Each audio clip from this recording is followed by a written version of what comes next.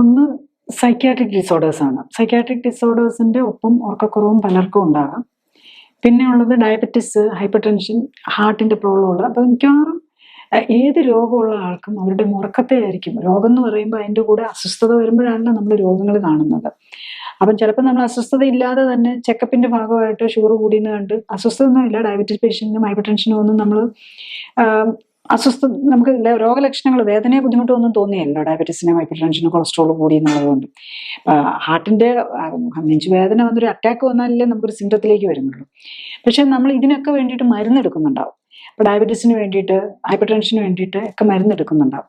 അപ്പൊ ഈ രോഗത്തെക്കാളും കൂടുതലും മരുന്നുകൾ പലർക്കും ഉറക്കക്കുറവ് ഉണ്ടാക്കും എന്നുള്ളതാണ്.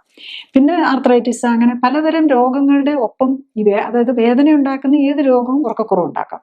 പിന്നെ സൈക്യാട്രിക് ഡിസോർഡേഴ്സ്, അതായത് നമ്മുടെ ബ്രെയിനിനെ അഫക്റ്റ് ചെയ്യുന്ന രോഗങ്ങൾ ആണല്ലോ, മെയിൻലി നെർവ്സിനെയും ബ്രെയിനെയാണല്ലോ അഫക്റ്റ് ചെയ്യുന്ന സൈക്യാട്രിക് ഡിസോർഡേഴ്സ്. ഇതൊക്കെ ഉറക്കക്കുറവും ഉണ്ടാക്കാം. പിന്നെ മരുന്നുകൾ, പല മരുന്നുകളും ഒന്നെങ്കിൽ ഉറക്കം കൂട്ടും, അപ്പം സെഡേഷൻ പോലെ വരും, അല്ലെങ്കിൽ ഉറക്കക്കുറവ് ഉണ്ടാക്കാം.